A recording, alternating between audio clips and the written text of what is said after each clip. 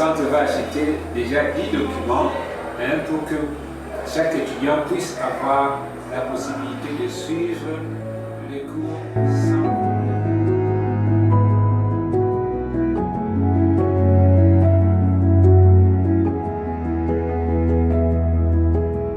Campus Monde ni ishyirahamwe rifasha abanyeshuri kuja kwiga mu mahanga bafise za bourse d'études cyane abashoboye kwirira nabo bashobora kugenda tubafasha. Icyo dukora ni kuborohereza kubona ibibanza muri za kaminuza zitandukanye za leta muri Canada no muri Etats-Unis.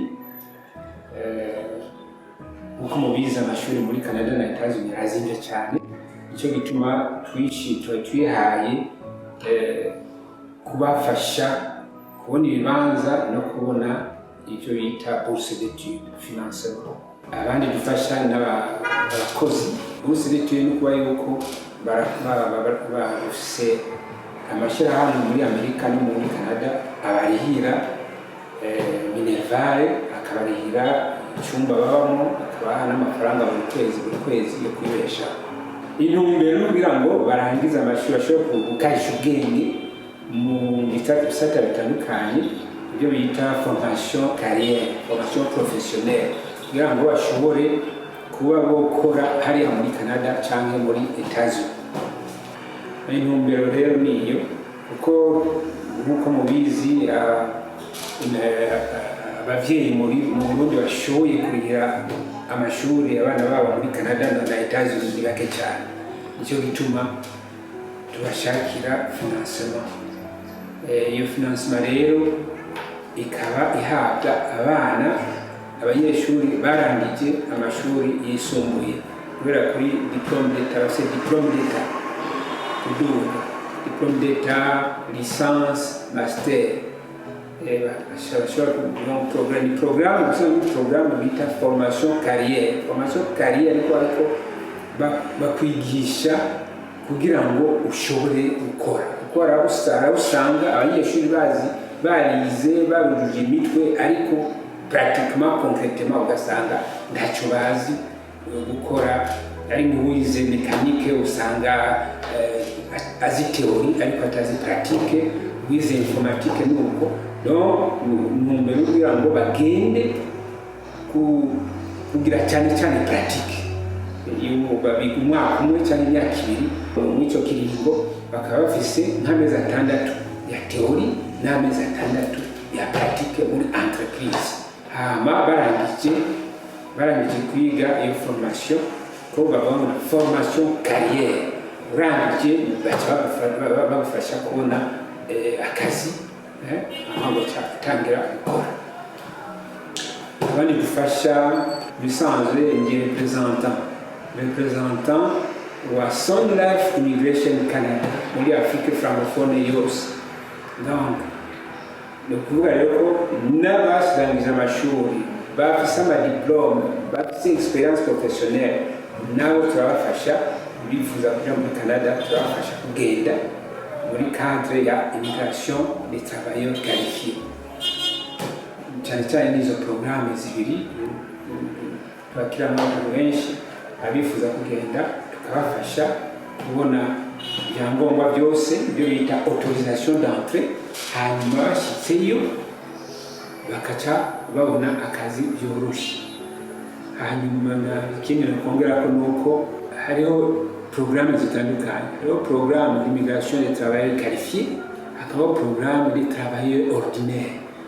Bon, abo bita programme ordinaire ni abakozi batize amashuri menshi cyane ariko bafise nk'umwuga, nk'abagize amashuri technique bafise nka diplôme d'état muri technique, cyangwa bafise niveau A1, niveau A2 cyangwa licence ariko bakaba badakwije imyaka ya experience professionnelle ikwiye. Nk'abo duca tubafasha kubona contrat de travail, bakava ngaho mu Burundi bafise contrat de travail. aho bica byoroha kugira ngo babone baronke autorisation d'entrée yo bita permis de travail au Canada. Ko bamaze kubona employeur, bamaze kubona entreprise ibaha akazi, bakava basinye contrat, bashika hariya bashika bakora batingo batumanye, basanga entreprise yabaha akazi ibarindiriye, bagashika babakira babajyana muri entreprise aho bazokora. Akazi kanje ni kwakira amadosiye nkaraba abakwije, akaba aribo ndondeka amadosiye yabo, abadakwije ntibirirwe bata umwanya wabo.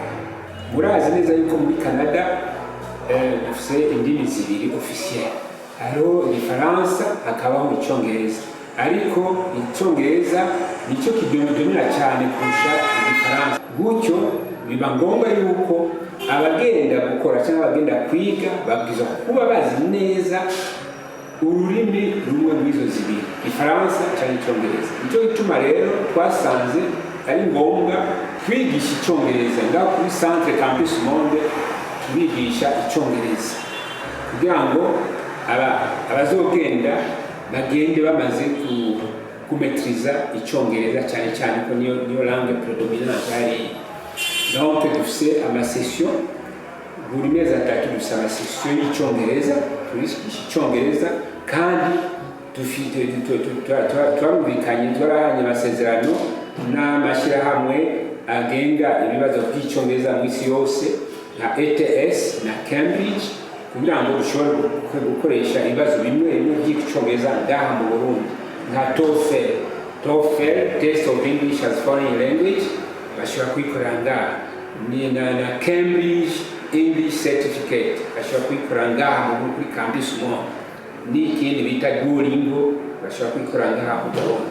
Iyo niyo nicyo twasanze ari ngombwa yuko bitegura kugenda baba bafise ayo ma certificate.